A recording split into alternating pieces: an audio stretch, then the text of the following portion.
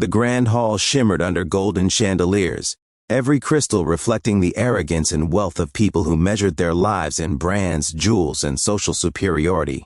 And there she was, Elena Harper, standing alone in a dress that had a small tear near the hem, the color faded from years of struggle and laundry done by hands that knew nothing of luxury, hands that had once held her mother's weak frame through long nights of sickness and silent tears. And yet tonight, in this temple of vanity, every eye that landed on her was a dagger cloaked in polite mockery, murmurs slicing through the perfume-laden air like ice. Who let her in? Is she homeless? Look at that dress. Does she even belong here? While she stood still, heart pounding, cheeks flushed with a mixture of shame and defiance, clinging to memories instead of hope. Memories of nights where hunger was a constant companion and dreams were luxuries she couldn't afford. Memories of a small boy she had once met under the flickering light of a subway station, shivering and broken, abandoned by family and luck alike.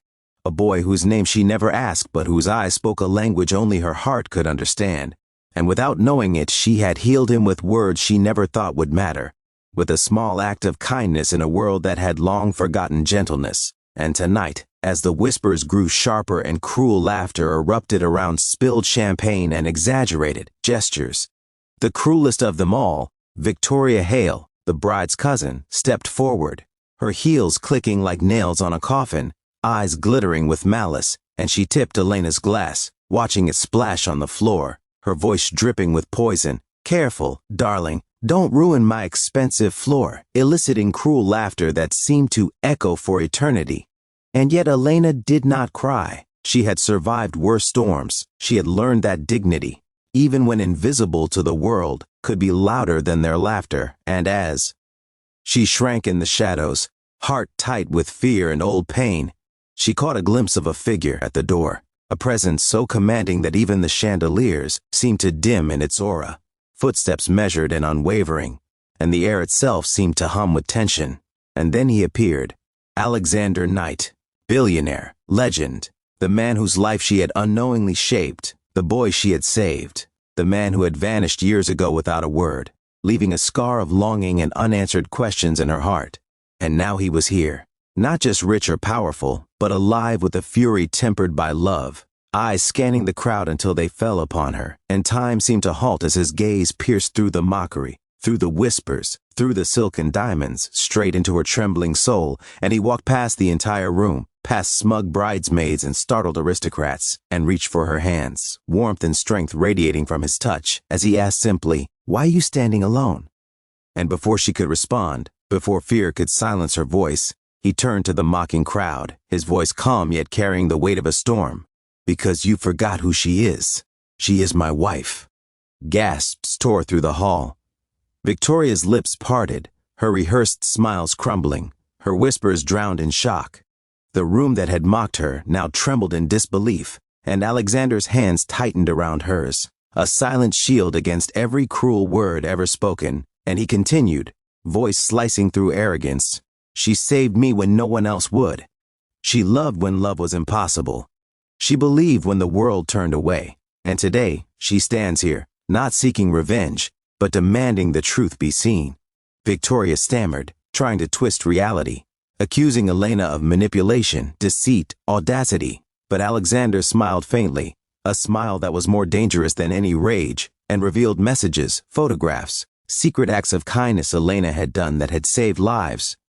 And also Victoria's own scheming, her attempts to ruin reputations, her lies, her laughter over the suffering of those weaker than her. And one by one, the smiles around the hall turned into shame, some faces pale with the realization of cruelty, others silently regretting every sneer and whisper. And Elena, finally, lifted her chin, voice soft but unshakable, whispering, "I never came to punish anyone. I only wanted to live with dignity." And in that moment, the hall itself seemed to bow to truth, as Alexander pulled her into a quiet embrace, his coat shielding her torn dress, whispering words she never thought she'd hear. "You were always my strength. Today, I remind the world who you are." But the twist was yet to come. As the room settled into silence, a hidden truth came out. Victoria, desperate and scheming, tried to accuse Elena of a crime she did not commit, a crime she had meticulously framed to destroy Elena's life years ago. But Alexander, always steps ahead, revealed the evidence of Victoria's deceit.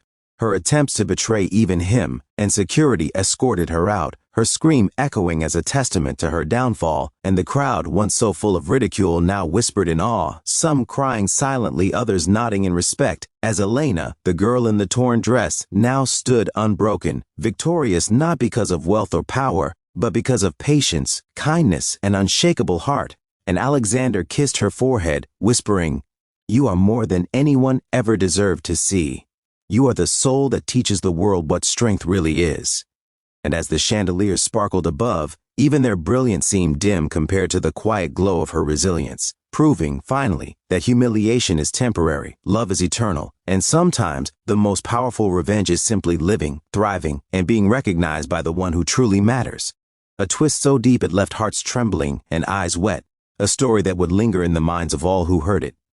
Teaching that true wealth is never money, but courage, patience, and the unshakable dignity of a soul tested by life and found unbroken.